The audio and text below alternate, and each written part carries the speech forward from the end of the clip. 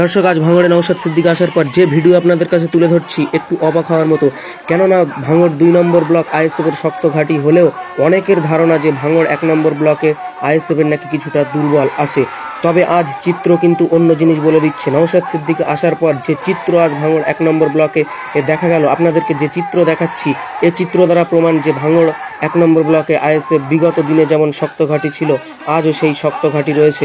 কেননা আপনাদেরকে জানিয়ে রাখি, আজ ভাঙড়ে নওশাদ সিদ্দিকী প্রাণগঞ্জ অঞ্চলের 3টি গ্রামে আসেন। প্রথমে তিনি বড়ালির পাশে শেরপুরে তিনি একটি জনসংযোগ করেন। তারপর তিনি ভাঙড় 1 নম্বর ব্লকের প্রাণগঞ্জ অঞ্চলের রানীগাছিতে প্রবেশ করে। আর রানীগাছিতে প্রবেশ করার সাথে সাথে একেবারে হাজারে হাজারে মানুষ তার সঙ্গে দেখা করার জন্য একেবারে হাজির হয়। দেখতে পাচ্ছেন সেই ছবি। সরাসরি নওশাদ সিদ্দিকী আসার পর হাজারে হাজারে মানুষ রানীগাছিতে জমায়েত করে, তার সঙ্গে সাক্ষাৎ করে এবং এরপর তিনি নলমুড়িতে যান, সেখানেও হাজারে হাজারে মানুষ কিন্তু আমরা লক্ষ্য করি। আপনাদেরকে দেখাচ্ছি নওশাদ সিদ্দিকী এখানে আসার পর মানুষ কীভাবে তার সঙ্গে সাক্ষাৎ করছে। এবং এখন যে চিত্র দেখাচ্ছি, নওশাদ সিদ্দিকী নামাজ পড়ার জন্য রানীগাছি যে মাদ্রাসা, সেই মাদ্রাসার ভিতরে যাচ্ছেন তিনি মাগরিবের নামাজ আদায় করার জন্য। এবং নামাজ আদায় করে তিনি যখন বার হচ্ছেন সেই চিত্র আপনাদেরকে দেখাবো।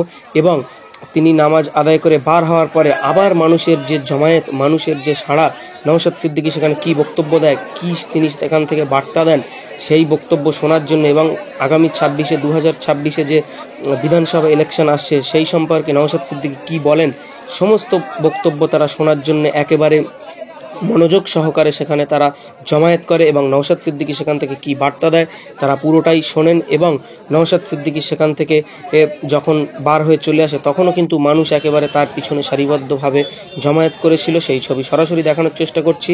আপনারা ভিডিওটি যে যেখান থেকে দেখছেন প্রচুর পরিমাণে শেয়ার করবেন এবং কমেন্ট করে আপনাদের মূল্যবান মতামত জানাবেন। আমাদের চ্যানেল নতুন হলে চ্যানেলটি সাবস্ক্রাইব করুন, ফেসবুক পেজে নতুন হলে পেজটি ফলো করবেন। এবং নওশাদ সিদ্দিকী এখান থেকে কি বার্তা দিল সেই ছবি আপনাদেরকে দেখানোর চেষ্টা করছি। এখানেই যাচ্ছি ভাঙড়ের যে প্রান্তে যাচ্ছি, মা বোন এবং বাপ ভাইরা স্বতঃস্ফূর্তভাবে এগিয়ে আসছে।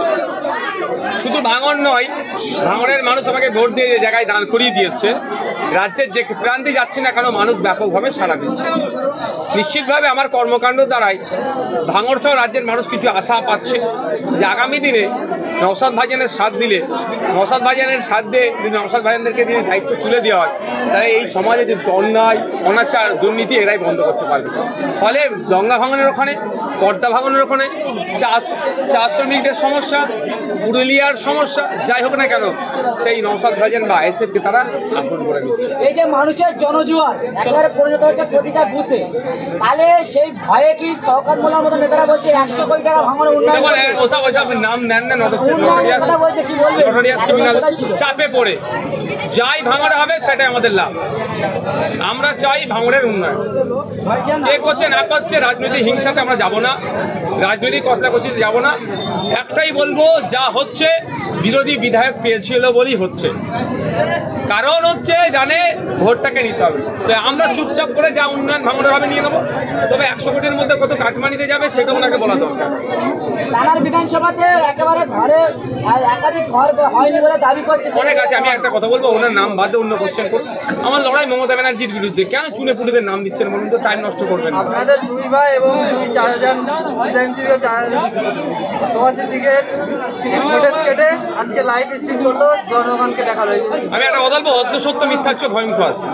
ওই ভিডিও কাটিং করে আমাদের সম্পর্কে বাজেভাবে সমাজে আমাদেরকে কলুষিত করতে পারবে না। বাংলার মানুষ জানে, বাংলার মানুষ জানে, ক্যানিংয়ের মানুষ জানে, উত্তর 24 পরগনা, দক্ষিণ 24 পরগনা সহ রাজ্যের মানুষ জানে যে আমরা ন্যায়কে প্রতিষ্ঠা করার জন্য এসেছি। আমি একটা বক্তব্যের মধ্যে একবার 4 তারিখের জায়গায় 2 তারিখ বলেছিলাম। তারপরে ওইটাকে আমি আমার পক্ষ থেকে ক্লিয়ারিফিকেশন দিয়ে দিয়েছিলাম যেটা আমার অনিচ্ছাকৃতভাবে ভুল। তাহলে আমরা সেই রাজনীতি করতে এসেছি, আমরা মূল্যবোধের রাজনীতি করতে আসছি। যে সকালে এক বলবো, সন্ধ্যায় এক বলবো, সকালে শুভেন্দু অধিকারী ভালো আর সন্ধ্যায় শুভেন্দু অধিকারী খারাপ, যেভাবে ওরা করে সে কথা আমরা কাজ করবো না। আমরা অন্যায়কে অন্যায় হিসাবেই বলবো। ভাইজান, এআই ফটো শওকত মোল্লার ভাইরাল হচ্ছে, তাই নিয়ে প্রশ্ন করেছিল কোনো একটা মিডিয়া। তিনি বলছেন যে এআই ছবি ভাইরাল করছে, তাদের মা বোনের যে ছবি আমাদের সাথে দিতে তাহলে ভালো, কি বলবেন? ওই যেমন রুচি সেরকম কথা বলবেন ওনারা। প্রথম কথা, এডিট করে কোনো ছবি কারো সে যে কেউ হোক এর পক্ষে আমি নয়। এটা চরম ঘৃণিত কাজ, এই কাজ কেউ করবেন না। আমি এটুকু বার্তা দিতে পারি, দ্বিতীয়ত কেউ অন্যায় করেছে বলে আমি আর একটা এমন কথা বললো সমাজে আমি একজন জনপ্রতিনিধি, এটাও কোনোভাবে কাঙ্ক্ষিত নয়। তবে যার যেমন রুচি তার তেমন ভাই বাক্য হবে। ভাইজান, ভোটের আগে কংগ্রেসের নেতা বলছে যে উন্নয়নের পূর্ব এলাকা এবং সাধারণ মানুষেরও সেক্ষেত্রে উন্নয়ন চাইছে। আমরা তো চাইছি তো, আপনি যে আমিও তো উন্নয়ন চাইছি, কিন্তু আমি যে রাস্তা দিয়ে আসলাম যান বেরিয়ে যাবে। বারবার বলা হচ্ছে রাস্তাঘাট দুরবস্থা, এই রাস্তাটা আরও বেশ কিছু রাস্তা নিয়ে অলরেডি আমি চিঠি করেছি, কোনো হেলদোল নেই। তাহলে উন্নয়ন কোথাও হচ্ছে? তারপরে বলবো ভাঙড়ের যা হবে ভাঙড়ের মানুষের লাভ। আর আমি রাজনীতিতে এসেছি, ভাঙড় থেকে কন্টেস্ট করছি, তো আমার ফার্স্ট প্রায়োরিটি থাকবে ভাঙড়ের মানুষের লাভ হওয়া। কে করে দিচ্ছে ওটাতে আমার অসুবিধা নেই, ভাঙড়ের মানুষ পাক। ডিসেম্বরে আবাস ঘরের দ্বিতীয় দফার প্রথম কিস্তির টাকা ঢুকবে, এখনো পর্যন্ত অনেকে প্রথম কিস্তির টাকা পায়নি, লট ঘটানোর কাছে। এটা নিয়ে কি বলবো? না, আমার কাছে ওই ধরনের বেশ কয়েকজন অভিযোগ করেছে, কিন্তু আমি তাদেরকে বলেছি যে লিস্টে আপনার নাম আছে, ওই ধরনের আমাকে দিন। আপনাকে মিডিয়ার মাধ্যম দিয়ে বলবো, সে ভাঙড় নয়, যে কোনো প্রান্তের মানুষ যদি লিস্টে নাম আছে টাকা পাচ্ছে না, এই ধরনের যদি কোনো সমস্যার সম্মুখীন হয়, আমাকে সবাই জানে। আমার ভাঙড়ের মাঝরাইটে অফিস আছে, ফুটফরাশিপে আমার বাড়ি, বিধানসভা আমি মাঝে মধ্যেই যাই। যে কোনো জায়গায় আমার নাম্বারও গুগলে গিয়ে সার্চ করলে পাবেন। আপনারা আমার সাথে যোগাযোগ করবেন, আশা করছি সেটা ভাঙড় সহ রাজ্যের মানুষের যাতে লিস্টে নাম আছে টাকা পাচ্ছে না, সেগুলো সবার সুরাহা করার জন্য প্রয়োজনে পঞ্চায়েতের যিনি পঞ্চায়েত ও গ্রাম উন্নয়ন মন্ত্রী আছেন, সদ্য সম্মাননীয় প্রদীপ মজুমদার সাহেব আছেন, তার সাথে আমি সরাসরি কথা বলব। সাধারণ মানুষের উদ্দেশ্যে কি বলবেন? শান্তি, রাজনৈতিক হিংসা করবেন না, আর নটোরিয়াস ক্রিমিনালের জবাব গণতান্ত্রিক প্রক্রিয়া দেবেন। আমার মারা গেল, আনিস খান মারা গেল, এবং এমনকি ভাঙড়ের রাজ্যটা তৃণমূল ছিল, তিনি মারা গেল, মমতা করে দেখতে এলো না, কিন্তু বিজেপি সংসদ আক্রান্ত হলে সেখানে মমতা চলে গেল। বিজেপি আর তৃণমূল কি আলাদা? এতটুকু কিছু আজকে বললাম। ভাইজান,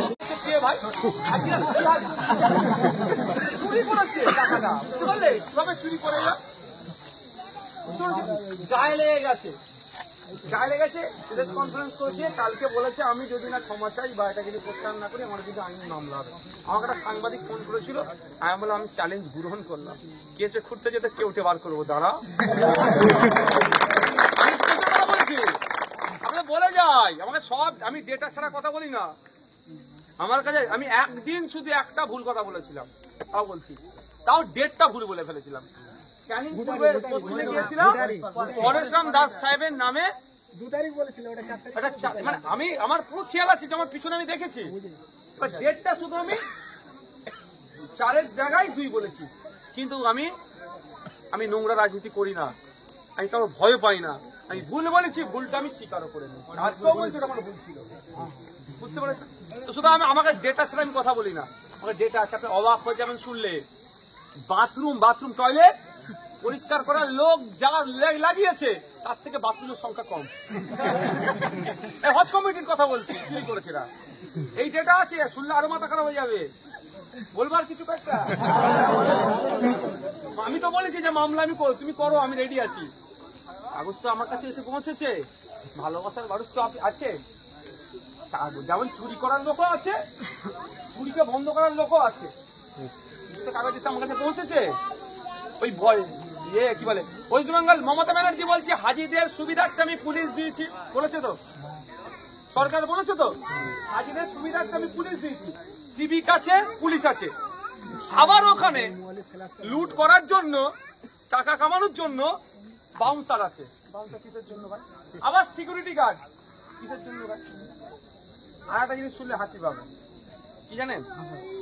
ওখানে যে প্যান্ডেলটা হয়, যতটুকু খবর নিয়েছে, প্যান্ডেলটা হচ্ছে পিডব্লিউডি করে, সব দায়িত্ব ওদের আছে, ইলেকট্রিক সব। আবার এক্সট্রা ইলেকট্রিশিয়ান ওর মধ্যে ইনক্লুড আছে, মানে বুঝতে পেরেছেন তো? বিশাল দুর্নীতি করে রেখেছে হজের টাকা, হাজিদের থেকেও এরা ছাড়েনি।